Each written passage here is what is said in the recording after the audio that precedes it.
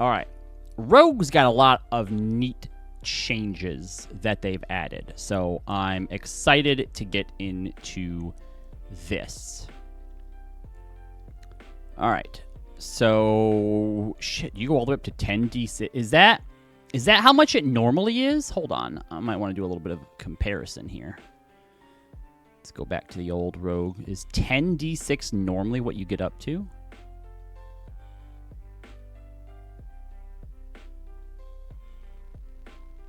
Oh, yeah, it was. Okay. Ignore me. All right, so expertise, that's normal thing that I'm pretty sure rogues have before. At level 6, you get 2 more. Cool, cool, cool. Once per turn, you deal your extra damage to a creature if you have advantage. Use finesse or range. And you don't need advantage if you have an ally within 5 feet of the target. Awesome. Now, I think they changed Thieves' Cant a little bit, right? You picked up various languages in the communities where you applied your roguish talent. You know Thieves' Cant. Maybe they didn't. Weapon masteries. All right. We haven't actually gone over, like, the weapon mastery stuff when it shows it. So I think... Hold on. Let me bring that up so that we can check that out really quickly. All right, so weapon mastery for rogues is going to be in daggers.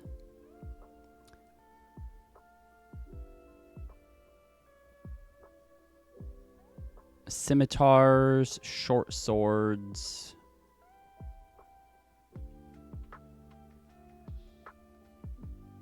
Game rules. Would be an equipment. Nope, that's not what I want. What if D&D Beyond just took you to the things that you want to know?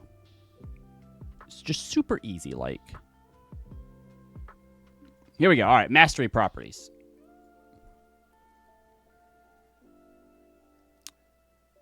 Weapon for... show me the weapons. Just show us the weapons, please. Weapons. Weapon proficiency. You're just telling us what they do, not what they're on. All right. Dagger. Short sword.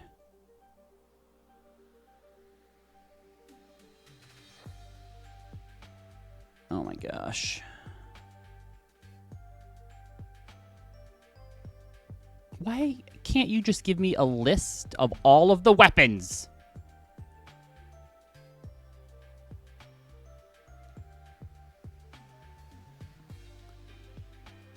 All right, so dagger has Nick. It's just going to bring us back here. Cool. Which is when you make an extra attack of the using something with a light property, you can make it as part of the attack action instead of a bonus action. So basically, for a rogue, this now frees up your bonus action to potentially do something else. That's pretty good. We like that. Short sword has Vex. This, I think, is the important one. If you hit a creature with this weapon and deal damage to the creature, you have advantage on your next attack roll against that creature before the end of your next turn. So, what that means, potentially two things now. A, if you are, let's say, dual-wielding short swords as a rogue, you can guarantee that you have advantage for sneak attack on your next turn. Or, if you don't have advantage and you don't have any allies, so long as you can hit with your short sword, you can then use your offhand to make your sneak attack. So, basically going short sword main hand, dagger offhand is probably the route for most rogues. That way you hit with your sword, don't deal a lot of damage, but you set up advantage with your offhand to get the sneak attack. So, both of those, cool. Let's see, what else? I don't like that it doesn't just show us... Oh, here we go. So dagger, what else might a rogue use? Pretty sure we have... Do we have proficiency with maces? I think we probably can. Might use a light crossbow, which has slow. If you hit a creature with this weapon and deal damage to it, you can reduce its speed by 10 feet until the start of your next turn. The speed reduction does not exceed 10 feet. All right, not bad. The short bow also has Vex, so again, setting up your advantage. Where is Rapier and Scimitar? Rapier also has Vex. Scimitar has Nick. All right, so those seem to be the main ones that you'll probably be using as a rogue. The pistol also has Vex on it. Ooh, that's actually really nice for gunslingers. Not that gunslingers are in the new ruling, but if you are using like a little bit of like, the new rules and the old rules, and you let your gunslinger use the weapon mastery, now you don't need to use your grit to get advantage as often and can start relying a little bit more on some of the other trick shots. They called trick shots, abilities, whatever the gunslinger abilities and stuff are. So that's cool. All right, cool. Back to the rogue class. So the two big ones for rogue then is Nick and Vex. Nick being that if you're using light weapons, you don't need to use your bonus action to get your second attack, and Vex allowing you to set up advantage for yourself. Cunning action, the same, dash, disengage, hide. Steady aim. Like, obviously, steady aim is still nice, using a bonus action to give yourself advantage on your next attack roll on the current turn. You don't really need it as much anymore now that we have the weapon mastery properties, but I guess it's not a bad thing to have. I guess technically if you're not moving at all, you can steady aim your first attack to have advantage, hit him with a short sword, and then have advantage on your second attack as well. So that's cool. All right, Cunning Strike. Listen up, rogues. This is probably the biggest change for the class here. That's going to make things a lot more interesting. I'm really excited about this. Cunning Strike. You've developed cunning ways to use your sneak attack. When you deal sneak attack damage, you can add one of the following Cunning Strike effects. Each effect has a dice cost, which is the number of sneak attack damage dice you must forego in order to add this effect. You remove the die before rolling, and the effect occurs immediately after the attack's damage is dealt. So, for example, if you want to add the poison effect, you remove 1d6 from the sneak attack's damage before rolling. Now, if a Cunning Strike effect... Hello, motherfucker. Hello, Dolvik. Welcome in. If a Cunning Strike effect requires a saving throw, the DC is 8 plus your dex plus your proficiency bonus. So, poison. You add a toxin to your strike, forcing the target to make a Constitution saving throw. On a failed save, the target has the poisoned condition for 1 minute. And at the end of each of its turns, it gets to repeat the save, ending the effect on success. To use the effect, you must have the Poisoner's Kit on your person. But this is pretty big. Just being able to remove 1d6. And if it lands, that target has disadvantage on attack rolls and ability checks. That's kind of big. As a rogue now, for 1d6, you can make it, if they fail their save, so that they have disadvantage on attack rolls. That's crazy. Like, imagine being up against a boss with legendary resistances. This is a good way, if they do a lot of attacks, to either A, give them disadvantage, which is amazing, or to make them burn a legendary resistance so they don't have disadvantage. That's crazy. Trip. If the target is large or smaller, it must succeed on a dexterity saving throw or have the prone condition, which, if they're prone, now you have advantage. Also crazy. Especially if you have, like, a very melee-heavy party. Woof. Withdraw 1d6. Immediately after the attack, you move up to half your speed without provoking opportunity attacks. Can you spend 2d6 and get withdraw as well? Oh, I see. Could you spend multiple d6 to get multiple cunning strikes? No, it says when you deal sneak attack damage, you can add one of the following cunning strike effects. Obviously, your DM could always change things, right? Allow you to homebrew stuff. But according to this, the fact that it says you can add one of the following cunning strike effects mean you cannot. However, if you need a fast getaway, well, I mean, I guess if you're trying to get away, you would just disengage, move, dash. But what's nice about withdraw is if you do want to get some sort of attack in before you do so, you could always withdraw half your speed from your attack, move, and then dash as a bonus action. But that is a nice addition, so that way you don't necessarily have to use your disengage in order to do that. But yeah, poison, trip, withdraw, that's cool. I'd love to see... Oh, here you go. A little bit later, Lloyd, it says improved Cunning Strike. You can use up to 2 Cunning Strike effects when you deal sneak attack damage. So eventually, you can. But I would like to see Cunning Strike improved further and maybe have new things added later on. We'll see what happens. Uncanny Dodge is still there. Evasion is still there. Reliable Talent is still there. Devious Strikes. Okay, so we do have some more later on. You've practiced new ways to use your sneak attack deviously. The following effects are now among your Cunning Strike options. Dazed for 2d6. The target must succeed on a Constitution saving throw, or on its next turn, it can only do one of the following. Move, or take an action, or a bonus action. That is, again, that's also very, very big. Devious Strikes. What level is Devious Strikes? So 14th level. Yeah, that's kind of crazy.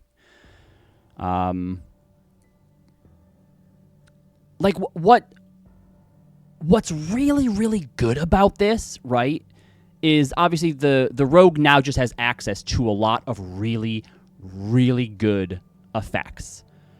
And unlike a wizard who needs the spell slots to do it, or, you know, obviously a sorcerer needs spell slots as well, but, you know, when it comes to using their things, they can only do things X amount of times. These are drawing from a unlimited source, right?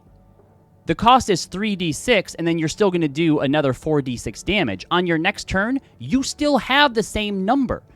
So you can always be attempting to apply a daze, or a knockout, or an obscure. Knockout. Target must succeed on a Constitution saving throw, or it has the unconscious condition for 1 minute, or until it takes any damage. Unconscious. Did they change the unconscious condition at all? All right, so unconscious condition. Inert. You have the... All right, first of all, I need to point something out here really quick. It's really annoying and weird when a condition is... it also gives you the other conditions, right? That's one of the things, to me, that causes the confusion that some people have about conditions. But anyway, all right, so if you are unconscious, you have the prone condition, which means that you're restricted movement, so your speed is 0. Just see, instead of saying you have the prone... See, look. Unconscious says your speed is 0, but you also are like, hey, you have the prone condition, which is your speed is 0, and you have disadvantage on attack rolls. And an attacker rolls against you, which it says attack rolls against you have advantage. So you didn't need to put in here that the unconscious condition gives you the prone condition. because you're already repeating what the conditions of the prone condition is. So that's more just it's more complicated than it needs to be. Anyway, so and then what's incapacitated? Is your speed 0? You can't take action, bonus action, or reactions. Your concentration is broken. You can't speak. If you're incapacitated when you roll initiative, you have disadvantage on the roll. All right, so speed is 0. Attack rolls against you have advantage. You automatically, any attack roll that hits you is a critical hit. That's insane. So the rogue now, starting at level 14, can set somebody else up for a guaranteed critical hit. Now, obviously, that person will wake up after the critical hit, but you're still prone. So everything still is... That's crazy. Rogues are so powerful now. Oh my god. Obscure. The target must succeed on a dexterity saving throw, or it has the blinded condition until the end of its next turn. These... Look, I'm going to tell you right now, if you have a rogue in your party, if you're a DM and you have rogues, I don't know how you normally would do your encounters, but if you are the type of DM that does like one powerful like BBEG, you know, you need to start looking into adding not just minions, but start diversifying your boss battles to have multiple bosses, because a rogue, if you have a few unlucky saving throws and you have a rogue in your party, they're going to start shutting down those bosses so fast at high enough levels. These are crazy. Yes, have multiple BBEGs or multiple bosses. That's crazy. Slippery Mind. You gain proficiency in Wisdom and Charisma saving throws. Cool. Elusive. You're so evasive that attackers rarely gain the upper hand. No attack roll can have advantage against you unless you are incapacitated. Wow. That's really good. Epic Boon. And then Stroke of Luck. You have a marvelous knack for succeeding when you need to. If you fail a d20 test, you can turn the roll into a 20. Once you use this feature, you can't use it again until you finish a short or long rest. It's fine, I guess. All right, so, and that's pretty much what it was before as well. The subclasses that we have are the Arcane Trickster, the Assassin, the Soul Knife, and the Thief. Arcane Trickster. Yep, you get your cantrips, you got your spell slots. Spell slots. I'm pretty sure the old rogue, like the way that you did, that did spell slots before, was that the number of spell slots you have is based on like your intelligence or something like that, right? Why am I blind? Where's rogue?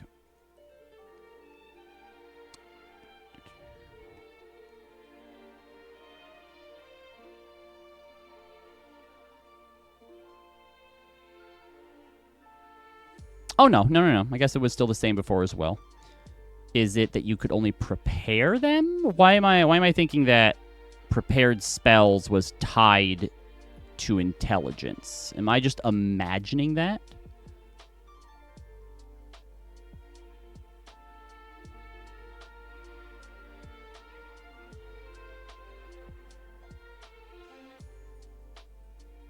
Yeah, maybe. I might just be imagining that. All right.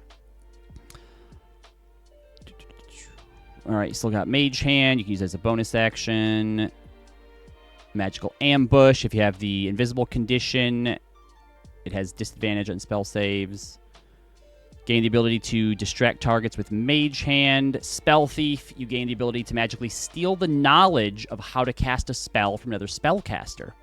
Immediately after a creature casts a spell that targets you or includes you in its area of effect, you can take a reaction to force the creature to make an intelligence saving throw. On a failed save, you negate the spell's effect against you, and you steal the knowledge of that spell if it is at least level 1 and of a level you can cast. It doesn't need to be a wizard spell. For the next 8 hours, you have the spell prepared. The creature can't cast it until the 8 hours have passed. Is that what the old Arcane Trickster could do as well? Because that is pretty cool.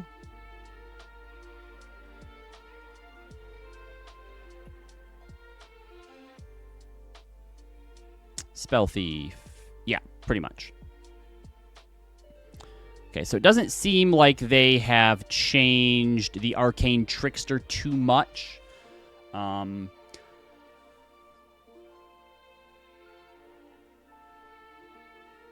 I think that it would be cool. You know what I would do to change this? I think would add a little bit more versatility to it and make it especially a little bit more clutch in some situations. And it would play into the mage hand part as well. Because I'm all about, like, when you give abilities or when you get more abilities through your subclass, they should either build upon each other or they should work in tandem with one another, right? So, like, for example, Versatile Trickster allows you to distract now with your mage hand. So Spell Thief makes it so that if a creature casts a spell that targets you or includes you in the AoE, that's when you can Spell Thief it, right?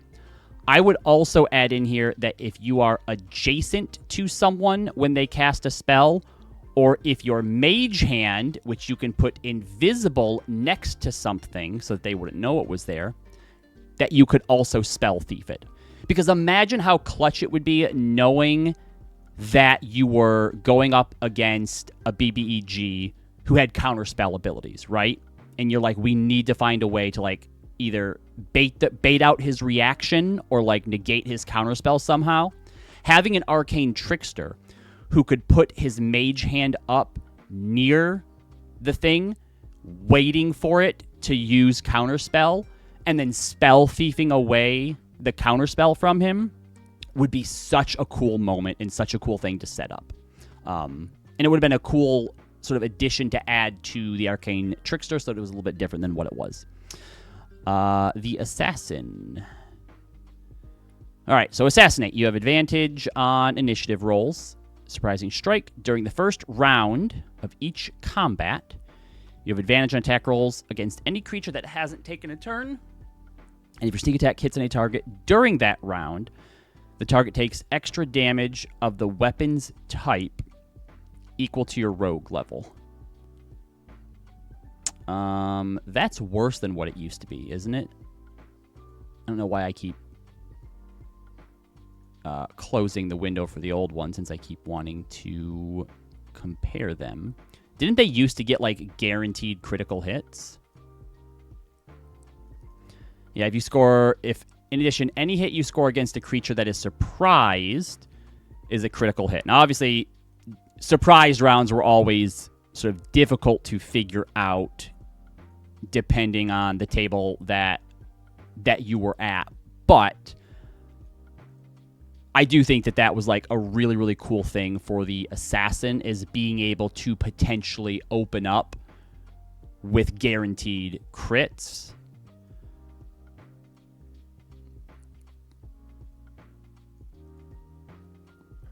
I think my only, and this isn't obviously anything to do with, like, the change necessarily, but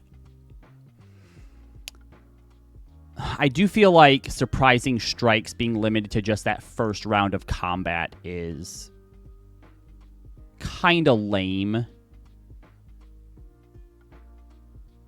I feel like I would improve it by having Surprising Strikes happen not just during the first round of each combat, but if you could successfully hide yourself from an enemy, I think that you should be able to apply Surprising Strikes again. Disguise Kit, Poisoner's Kit, you have proficiency with them.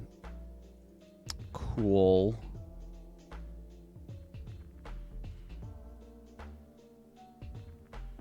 How does that...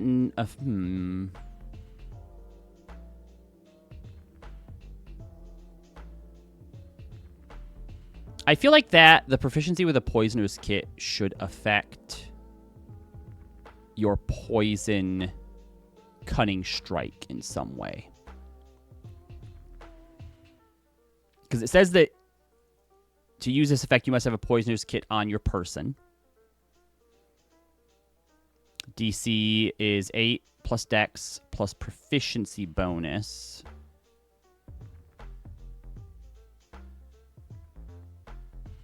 You know what?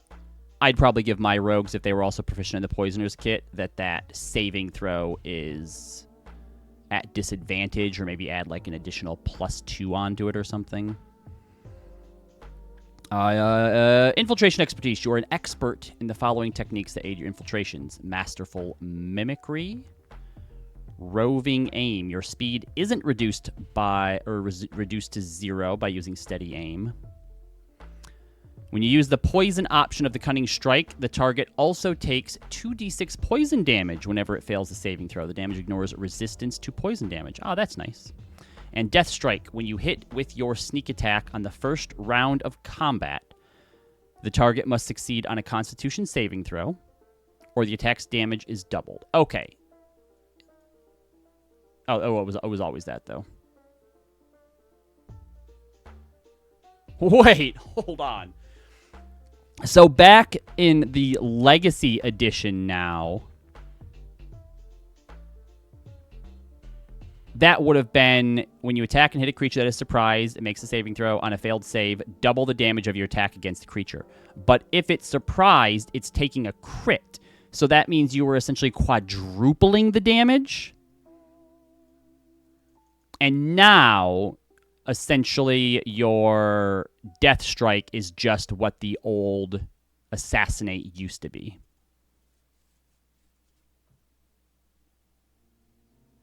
Oh, no, because it doesn't need to be surprised. Okay, that's nice. When you hit with your sneak attack in the first round of a combat...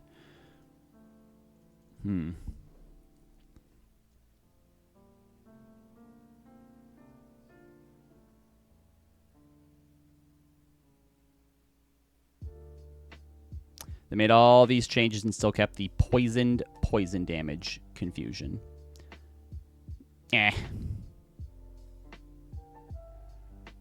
I feel like I want Death Strike to be more interesting. But I'm not sure how, when you hit with your sneak attack on the first round of combat. So basically your first sneak attack is just guaranteed to be a critical hit in combat, which is great. And the fact that it can only happen on the first round means that it is essentially a one-time use unless you have multiple combats. Obviously, if you're high enough level to have Death Strike, you should definitely be trying to work with your party in some way to get you to make sure that you're setting up to use your reaction on the first round of combat, because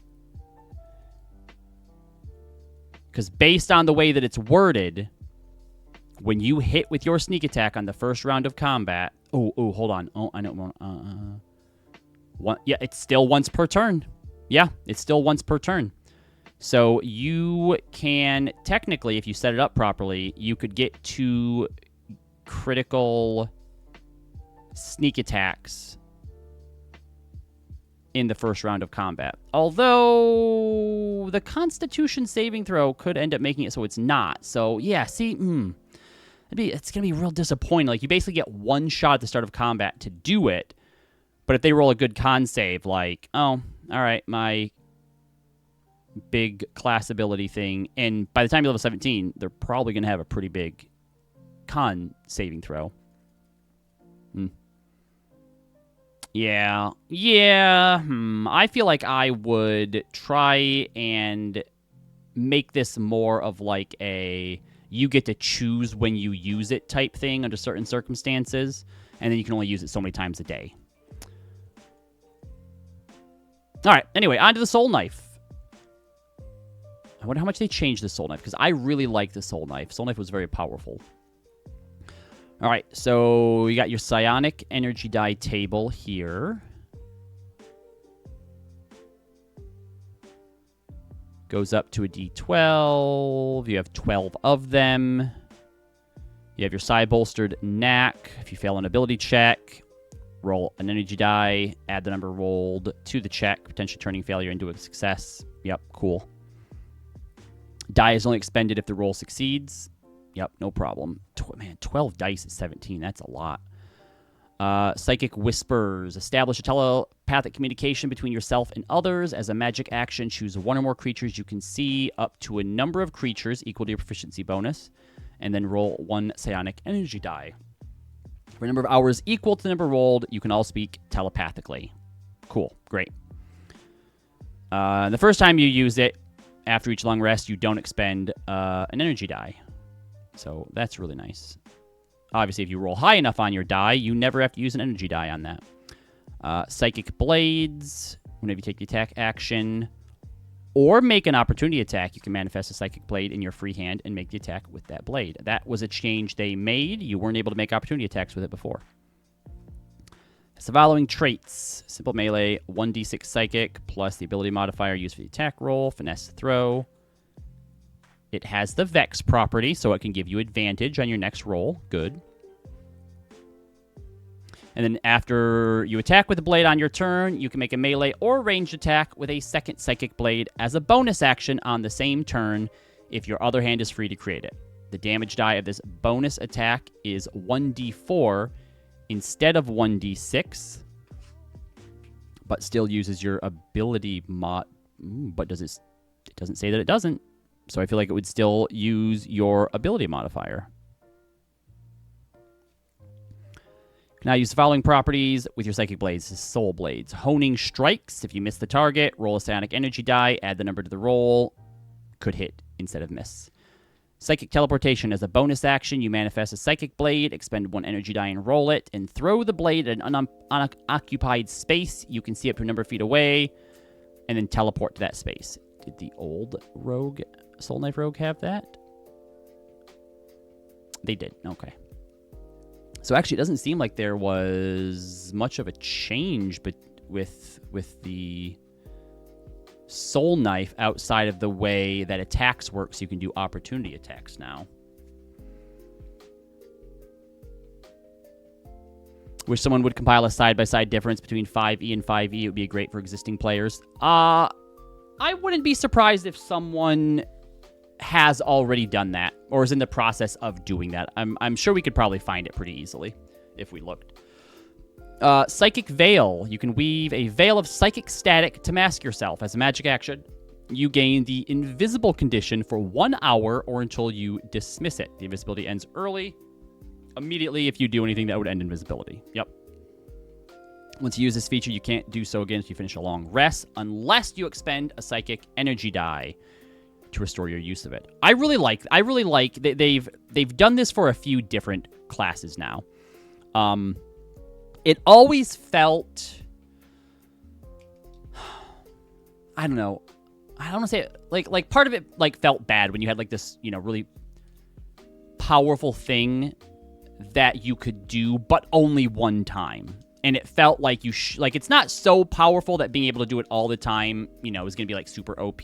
But it just feels like you should be able to do it more than just once a day, right? And I really like for classes that have some sort of, plentiful resource like sorcery points, like psionic energy die, like superiority die, that you're able to get back these sort of big things that if you could do them even at least once per combat could make a big difference, and being able to get them back without needing to do the long rest. Rend Mind. You can sweep your Psychic Blades through a creature's mind. When you use your Psychic Blades to deal sneak attack damage to a creature, forced to make a Wisdom saving throw. If it fails, the target has the stunned condition for 1 minute. Stunned target repeats the save at the end of each of its turn, ending the effects on a success. Being able to auto-stun is pretty crazy. Between that and the auto-unconscious you can do with your sneak attack, telling you, rogues are going to be a problem.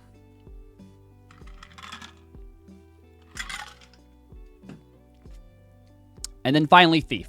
I never felt like Thief was a super great subclass, so let's see if they made any sort of major changes to it. Fast Hands. As a bonus action, you can do the following. Sleight of Hand. You can make a dexterity sleight of hand check to pick a lock or disarm a trap, or to pick a pocket. That's cool. I don't know that people were... Well, here's the thing. I feel like when it comes to sleight of hand, most people probably weren't doing this like in a combat situation where it required you to know if this was an action or a bonus action. So kind of niche, but it's nice to know, right? I feel like for me specifically, when it comes to the idea of like picking a pocket, if you were in a combat situation and you were like making an attack, I'd probably let anybody attempt to make a sleight of hand check and pick a pocket as they were making the attack and do that as a bonus action anyhow. Use an object. Take the utilize action. That is a new word. You normally interact with an object while doing something else, such as when you draw a sword as part of the attack action. When an object requires an action for its use, you take the utilize action. Okay. You normally interact with an object while doing something else, such as when you draw a sword as part of the attack action. When an object requires an action for its use, you take... So, would using a magic item now be called the utilize action? That seems like it's a bit overcomplicated. Because normally, if I'm understanding this right, let's say a magic item would say, as an action, you can use this item. So now we just say, take the utilize action to use this item. Like, I feel like it's adding another word in there just for the sake of that having a term attached to it. No, yeah, I know the right. Or take the magic action to use the magic item. Regardless, point is, I feel like utilize is now like a thing. Like that's like a keyword now, and it feels weird. Like I think before it was like use an object. So did they just change use an object to utilize? I guess maybe, or take the magic action to use magic item that requires the action. Yeah, so you get to do it as a bonus action now. That's cool. This was more just an indictment on coming up with the utilize action. I guess they just changed use an object to utilize. I guess that's fine.